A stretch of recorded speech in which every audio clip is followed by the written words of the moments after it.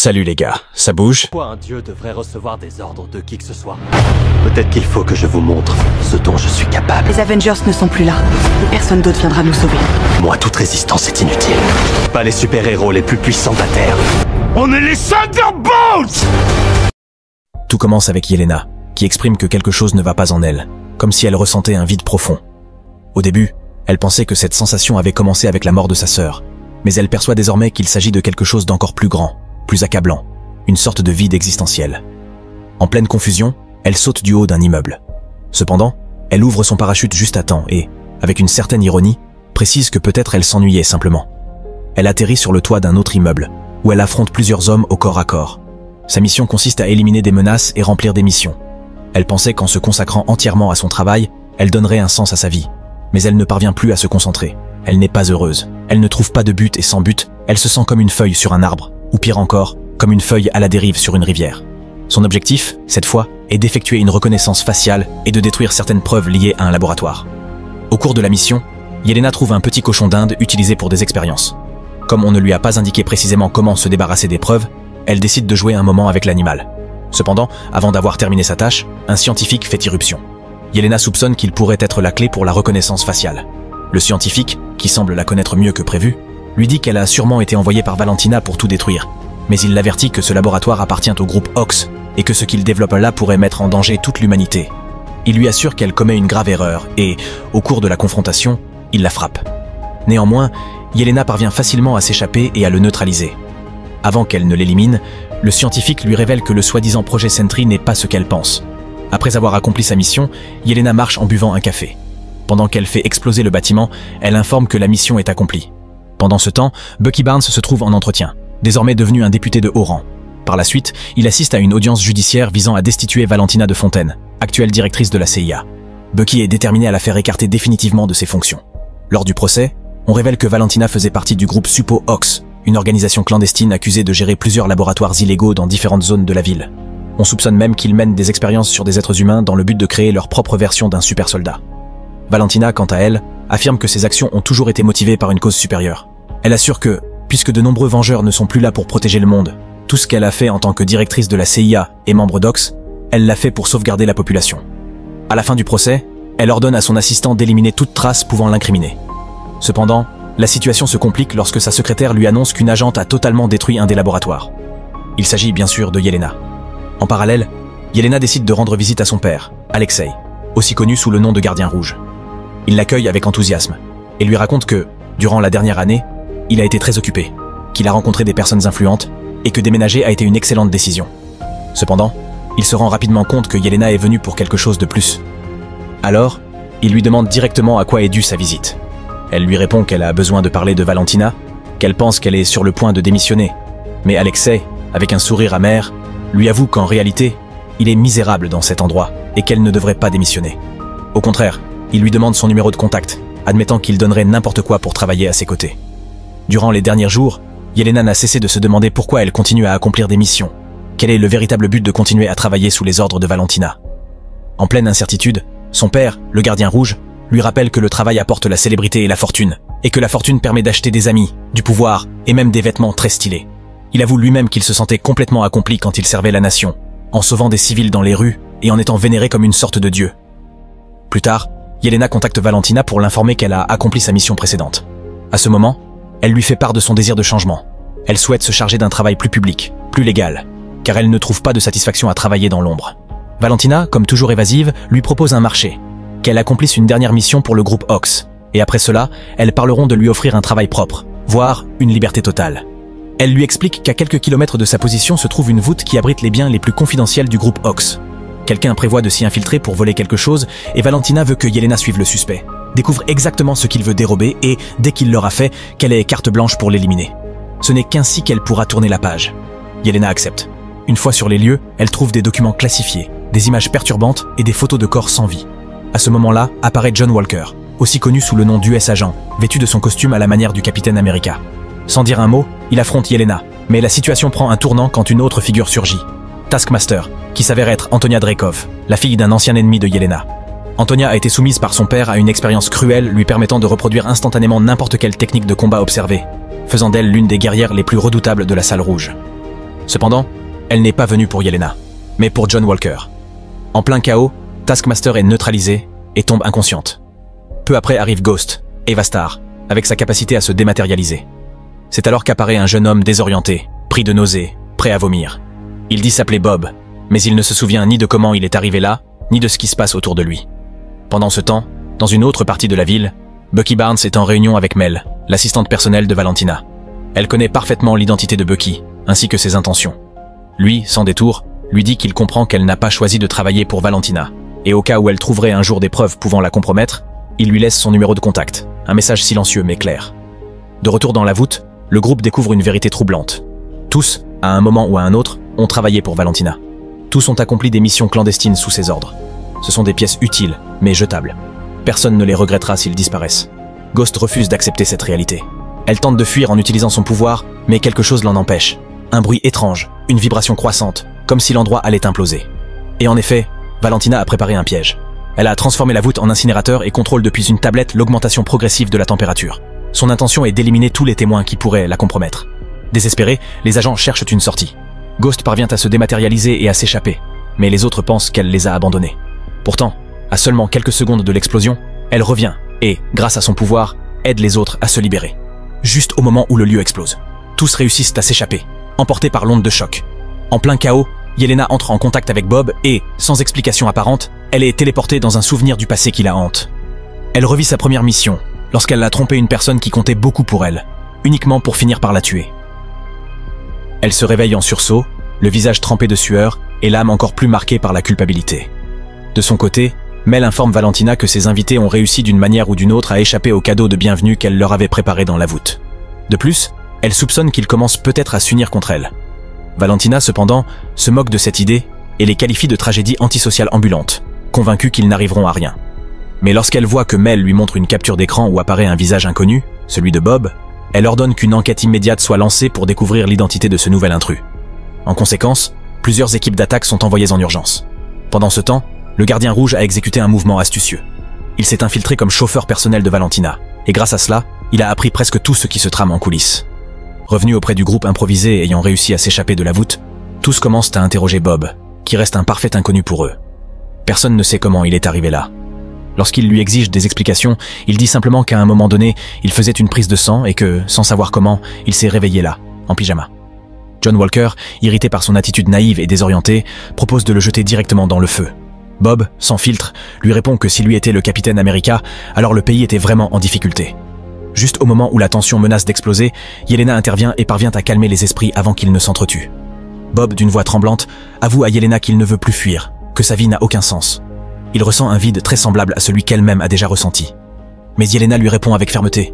Désormais, ils vont travailler ensemble pour sortir de cet endroit, et ensuite, il décidera de ce qu'il fera de sa vie. À cet instant précis, John Walker trouve une issue. D'un autre côté, Bucky Barnes reçoit un appel inattendu de Mel. Elle lui dit qu'elle a réfléchi, et qu'en réalité, personne ne viendra les protéger, que les Vengeurs ne reviendront pas. Bucky lui répond qu'il peut la protéger, que c'est étrange que tout soit terminé ainsi, que personne ne viendra les sauver. Il pense qu'ils peuvent être les prochains à prendre la relève, mais il a besoin qu'elle lui en dise plus. Mel, évasive, lui demande s'il sait encore localiser des téléphones. Bucky, d'un ton mélancolique, répond que oui, mais qu'il a laissé cette vie derrière lui. Alors, Mel garde le silence quelques secondes, puis raccroche. Pendant ce temps, le groupe tente de s'échapper par un immense tunnel. Bien que le chemin soit difficile, ils décident de s'unir et de travailler en équipe pour grimper pas à pas vers la sortie. À un moment critique, presque tous tombent à cause d'une erreur de John Walker, mais ils parviennent à se ressaisir à temps et finissent par sortir du tunnel vivant. En parallèle, Mel remet à Valentina de nouvelles informations sur le projet Sentry. Valentina insiste sur le fait que tous les sujets impliqués sont morts, mais ce n'est pas vrai. En réalité, Bob est en fait Robert Reynolds, l'un des premiers sujets d'expérimentation. Sa présence dans la voûte s'explique par le fait que, contrairement aux autres, il a survécu au procédé, ce qui pourrait signifier que, pour la première fois, l'expérience a fonctionné. De retour auprès des fugitifs déjà sortis de la voûte, le groupe commence à se réorganiser. Mais au moment où John Walker tend la main à Bob, ce dernier est transporté dans un souvenir, comme cela s'est produit pour Yelena. Dans cette vision, Bob regarde une actualité sur son téléphone. On parle de la chute d'un grand héros. Il est tellement absorbé par les nouvelles qu'il ne fait pas attention à son propre bébé. La scène devient amère lorsque son épouse, indignée, le confronte pour sa négligence. De retour à la réalité, alors que le groupe est sur le point de terminer sa fuite, ils découvrent qu'un escadron militaire est arrivé sur les lieux. Ils sont complètement encerclés. Ils savent qu'il n'y a plus de retour en arrière. En plein chaos, ils élaborent un plan rapide pour résister à l'attaque. Cependant, Valentina, depuis la distance, émet un ordre crucial, qu'ils n'utilisent pas de force létale, car il y a quelqu'un à l'intérieur qu'elle a besoin de garder en vie. Pour sa part, Yelena décide de rester avec Bob, tandis que Ghost, utilisant son pouvoir de dématérialisation, prend les devants et les attend dehors avec de l'aide. John Walker, de son côté, se prépare à affronter la première vague de soldats qui approche déjà. Dans le cadre du plan, Yelena doit activer les lumières du lieu pour aveugler les ennemis et gagner du temps. Pendant ces instants d'attente, Yelena et Bob discutent. Lui, encore confus, lui avoue qu'il commence à se souvenir de fragments de son passé. Il lui raconte qu'un jour, on lui a proposé un médicament expérimental, censé être destiné à des personnes souhaitant changer leur vie, se sentir utile, importante. Bob admet que parfois, sans raison apparente, il ressent des moments de joie intense, suivis d'une tristesse accablante. Il sent qu'il a fait quelque chose de terrible, bien qu'il ne parvienne pas encore à savoir ce que c'était.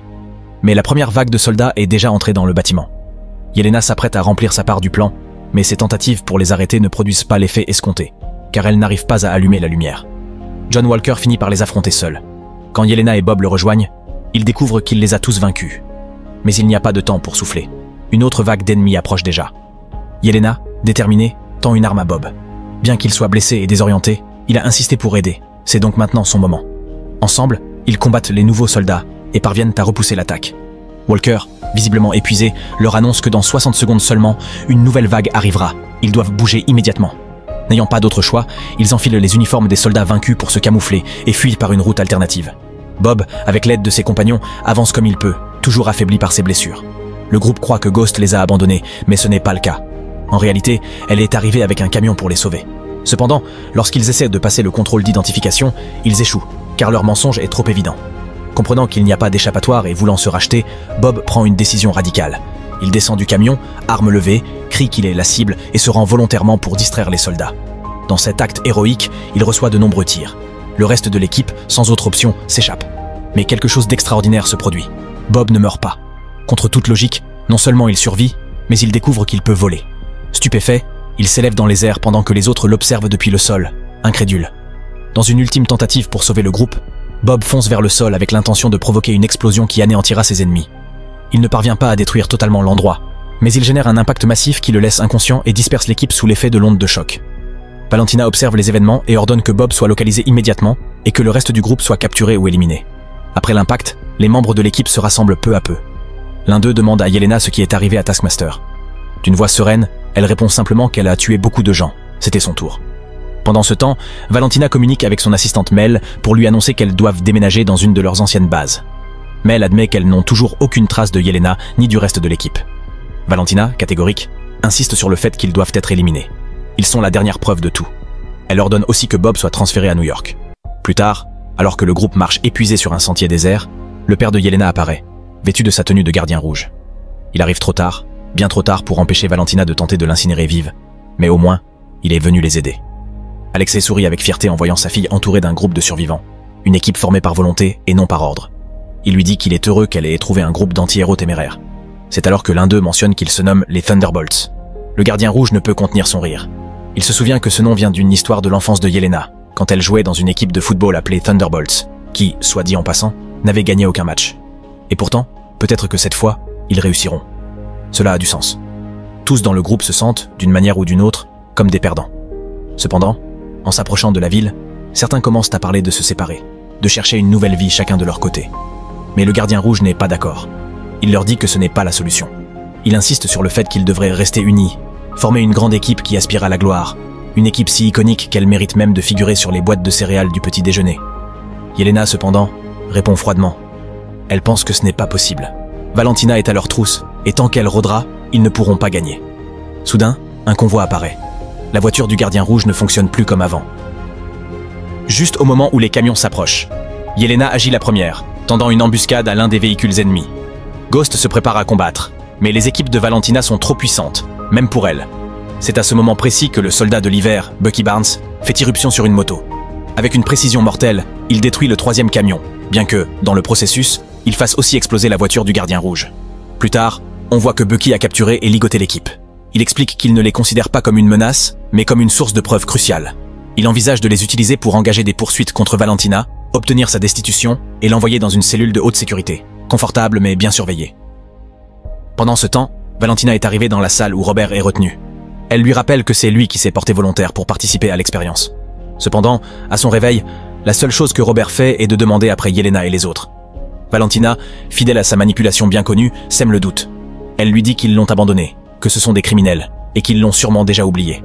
Profitant de sa vulnérabilité, elle insiste sur le fait qu'il doit se concentrer sur lui-même, sur tout ce qu'il est et ce qu'il pourrait devenir.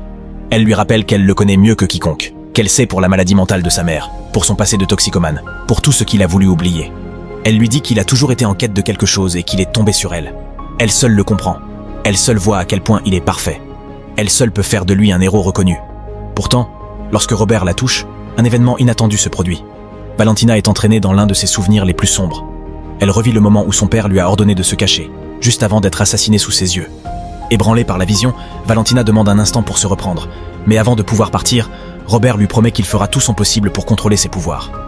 De retour avec les Thunderbolts, Bucky leur dit qu'ils seront sa preuve principale pour faire tomber Valentina.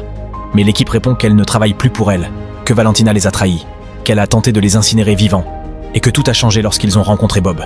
Il lui révèle que Bob a été victime de quelque chose appelé Projet Sentry. Cependant, Bucky ne semble pas impressionné. Même quand ils lui disent que Bob a volé dans les airs et explosé sans mourir, il reste sceptique. Tout change quand Mel appelle Bucky. Elle l'informe que Valentina a Bob sous son contrôle et qu'il a survécu au Projet Sentry. Elle ajoute qu'en ce moment, il représente un véritable danger. Ce n'est qu'alors que Bucky réagit sérieusement, libère l'équipe et leur dit qu'ils doivent s'unir pour arrêter Valentina et le monstre qu'elle est en train de créer. Nous? Attends, t'es sérieux? Ouais, vous avez le choix entre agir maintenant ou le regretter le reste de votre vie. Ailleurs, Valentina a une conversation privée avec Mel.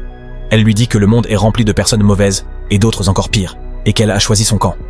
Elle lui demande de la prévenir quand elle aura changé d'avis. Elle se rend ensuite pour entraîner Robert. En le voyant commencer à maîtriser ses capacités, elle sourit avec fierté et lui répète qu'aucun autre qu'elle ne voit ce qu'il est vraiment, et que c'est cela qui le rend parfait. Les Thunderbolts font irruption dans le nouveau bâtiment de Valentina, pénètrent de force, se frayant un chemin à travers combat et résistance, mais à leur grande surprise, Valentina les accueille avec un sourire. Elle leur dit que la porte était déjà ouverte, qu'ils n'avaient qu'à monter s'ils voulaient la voir. Quand ils arrivent enfin dans son bureau, Bucky demande où est Mel. Valentina, avec froideur, répond que Mel a eu quelques problèmes de loyauté, mais qu'au moins elle est restée assez longtemps pour les guider jusqu'à elle. C'est alors que Valentina leur présente Sentry, le héros le plus puissant ayant jamais existé, même plus que tous les Vengeurs réunis. Elle affirme avec conviction que personne ne pourra la destituer, car elle a désormais à sa disposition un être capable de sauver le monde, quand et comme elle le souhaite. Le combat éclate immédiatement. Les Thunderbolts se jettent de toute leur force contre Sentry, mais il est beaucoup trop fort. Leurs attaques sont inefficaces. La différence de puissance est immense. Ils n'ont d'autre choix que de battre en retraite. Après le combat, l'équipe se retrouve divisée. Personne ne veut continuer à travailler en groupe. L'unité qui les liait a disparu. Chacun part de son côté, désenchanté et blessé. Même Yelena affronte son père avec colère, lui reprochant son absence pendant toute une année sans donner signe de vie. Pendant ce temps, Sentry commence à remettre en question Valentina. Il lui reproche de l'avoir façonnée, de lui avoir donné un nom, un costume, une identité, mais de ne jamais lui avoir demandé ce qu'il voulait. Il se demande, d'une voix calme mais troublante, pourquoi un dieu devrait obéir à des ordres humains? Pourquoi un dieu suivrait-il les ordres de qui que ce soit? Peut-être que je dois te montrer de quoi je suis capable. Valentina, sentant qu'elle perd le contrôle, tente d'activer son protocole de sécurité. Mais Sentry le sait déjà. Il comprend qu'elle, comme tous les autres, avait l'intention de le trahir. Il est sur le point de la tuer lorsque, de manière inattendue, Mel apparaît et la sauve. De son côté, le gardien rouge s'approche de sa fille pour lui parler avec le cœur. Il lui dit qu'en dépit de tout, il devrait tenter de reconstruire leur relation, qu'ils restent père et fille. Il se souvient avec nostalgie des moments doux partagés lorsqu'elle était petite et affectueuse. Peut-être, lui dit-il, que sa première épreuve dans la salle rouge fut trop cruelle. Mais lui, il a toujours vu en elle une tendresse inébranlable. Ils parviennent enfin à se réconcilier. Ils s'enlacent avec force, mais il n'y a pas de temps à perdre. Un fracas secoue le ciel, les alarmes retentissent, la foule hurle. Sentry a été consumé par le vide, une entité obscure et destructrice qui vit en lui. Désormais totalement déchaîné, il commence à tout dévaster sur son passage. Rien ni personne n'est en sécurité. Les Thunderbolts se regroupent, mettant de côté leurs différends, et se lancent pour aider autant de gens que possible. En plein chaos, ils réussissent à évacuer plusieurs civils, sont acclamés, applaudis, mais tous savent que le vide est plus puissant que n'importe quelle reconnaissance. Rien n'échappe à sa destruction. Alors que les autres assistent les blessés et cherchent des issues, Yelena s'approche de Bob. Il lui dit d'une voix basse que peut-être elle avait raison depuis le début. À la fin, tout le monde est seul. Puis il fait un pas vers l'abîme et disparaît dans le vide. Le gardien rouge, désespéré, regarde impuissant, mais John Walker l'arrête. Il lui dit que peut-être elle n'est pas morte, que lorsqu'il a touché Bob, il a été transporté dans un souvenir. Peut-être que la même chose est arrivée à Yelena. Finalement, Yelena est tombée dans le vide. Là, piégée dans une dimension abstraite et fluctuante, elle reste enfermée dans une boucle infinie de souvenirs. Encore et encore, elle revit sa première mission dans la salle rouge, celle qui a marqué son âme à jamais. Peu à peu, elle parvient à sortir de cette scène, pour se retrouver face à une autre encore plus dérangeante. Le moment où elle accomplissait parfaitement ses tâches pendant que les autres étaient cruellement punis pour avoir échoué. Les souvenirs ne cessent de défiler, chacun plus douloureux que le précédent. Mais alors, dans le reflet d'un miroir, Yelena aperçoit Bob. Désireuse de lui parler, elle s'approche. Il la laisse entrer, lui permet de passer dans son souvenir. Cependant, elle découvre rapidement la vérité. Ce n'est pas seulement Bob qui est là, c'est le vide lui-même qui parle à travers lui, déformant son esprit, brouillant son identité. Bob, ou ce qu'il en reste, lui confie qu'il y a des jours où il se sent invincible, et d'autres où rien n'a de sens, des jours où tout ce qu'il aime semble s'évanouir. Yelena lui répond qu'il n'est pas logique de se laisser consumer par cela, que la douleur ne doit pas avoir le dernier mot. Mais Bob s'accroche à l'obscurité. Il lui dit que cette pièce est confortable, que les autres sont pires. Et alors arrive l'un de ses souvenirs, celui où le jeune Bob tentait de protéger sa mère des abus de son père, mais tout ce qu'il recevait en retour, c'était des moqueries et de l'humiliation. La scène devient insoutenable. Yelena, avec fermeté, lui dit que ce qu'il a dit dans la voûte était faux, qu'on ne doit pas endurer la souffrance en silence, que si l'on partage le poids, on peut le traverser ensemble. Elle le sait, elle l'a vécu. Elle insiste, ils doivent sortir, il existe une issue. Mais Bob perd le contrôle. Le vide commence à se manifester violemment. Les souvenirs prennent forme, ils attaquent. Mais ils ne peuvent pas mourir ici, car ce n'est pas la mort qui habite cet endroit, c'est la douleur. C'est alors que le reste des Thunderbolts surgit dans la dimension, guidé par le gardien rouge. Ils sont venus pour elle, car malgré tout, ils restent une équipe. Ensemble, ils cherchent une issue. Yelena se souvient de quelque chose que Bob avait dit, que cette pièce était la plus tranquille, ce qui signifie que les pires sont encore à venir. Peut-être, pense-t-elle, que la pire de toutes est la sortie. Et ainsi, avec détermination, ils s'enfoncent encore plus loin dans l'obscurité du vide, tandis que dans le monde réel, la ville continue d'être dévorée par cette entité sans forme. Un à un, ils traversent les fragments les plus sombres de la mémoire de Bob, des scènes d'humiliation, d'abandon, de haine, de solitude, jusqu'à ce qu'ils atteignent enfin l'origine, un laboratoire. Là, Bob leur avoue que c'est dans ce lieu qu'on lui a promis un médicament spécial, un qui le rendrait plus fort, un qui lui permettrait enfin de prouver au monde qu'il était quelqu'un, que sa vie avait de la valeur. Et dans ce même laboratoire se trouve le vide. Quand Yelena annonce qu'ils ont trouvé la sortie et qu'ils s'en vont, le vide révèle sa véritable forme. Il déchaîne une vague d'énergie destructrice contre tous. Bob, paralysé par la peur, est incapable de l'affronter. Le vide l'oppresse, l'isole, le tente. Il lui murmure que ses amis ne se soucient pas de lui, qu'ils l'utilisent, qu'ils l'oublieront. Mais cette fois, Bob ne cède pas. Les yeux brillants et la voix ferme, il affirme qu'il est plus fort que le vide, qu'il n'est plus seul. Et ainsi, pour la première fois, Bob commence à se battre. Pas pour la force, ni pour le pouvoir, mais pour la vérité et pour lui-même. Le vide semblait gagner. Il se nourrissait de la souffrance, se régalait de la douleur de Bob, l'enveloppant lentement. Bob, à bout, ne peut plus le supporter et se jette avec fureur contre lui, le frappant de toutes ses forces, hurlant désespérément, comme s'il pouvait le détruire à main nue. Mais les Thunderbolts observent avec horreur. Ils comprennent ce qui se passe. C'est exactement ce que veut le vide. L'amener à son niveau, le fondre dans le désespoir, le transformer en lui. Yelena ne le permet pas. Avec détermination, elle traverse les obstacles pour atteindre Bob. Non pas pour se battre, mais pour l'enlacer, pour le contenir, pour lui rappeler qu'il n'est pas seul. Un à un, les autres Thunderbolts se joignent à elle, l'entourent, l'enlacent aussi. Ensemble, ils soutiennent l'âme de Bob dans son moment le plus sombre. Pas avec la violence, mais avec l'amour, l'empathie, avec le pouvoir de l'amitié. Ce fut, sans aucun doute, la scène mentale la plus brutale qu'ils aient vécue. Mais ils l'ont surmontée, non grâce à leur pouvoir, mais grâce à ce qui les rend humains. Et grâce à cela, le vide se dissipe. Tout revient à la réalité. La ville renaît. Les personnes disparues commencent à réapparaître. La destruction s'arrête. Le ciel s'éclaircit. Le monde respire. Bob, encore sonné, ne se souvient pas de ce qui s'est passé. Mais cette fois, il ne sera pas seul. Désormais, ils seront ensemble, comme une équipe, comme les Thunderbolts. À ce moment, au milieu de la foule, Valentina apparaît. Elle les observe quelques secondes, puis se met à courir. Les Thunderbolts la poursuivent, déterminés à la faire répondre de tout ce qu'elle a fait. Mais en arrivant à elle, ils découvrent le piège. Valentina est accompagnée de la presse et diffuse en direct. Avec un sourire venimeux, elle prend le micro et présente au monde les Thunderbolts comme les nouveaux Vengeurs. Elle affirme qu'ils sont les héros qui protégeront désormais la ville. Tous restent stupéfaits. Mais Yelena, calme, s'approche de Valentina, lui prend le micro et lui murmure « Maintenant, c'est toi qui nous appartiens ». Et ainsi se termine le film. Cependant, il y a 2 scènes post-génériques. Dans un magasin, une femme examine des boîtes de céréales.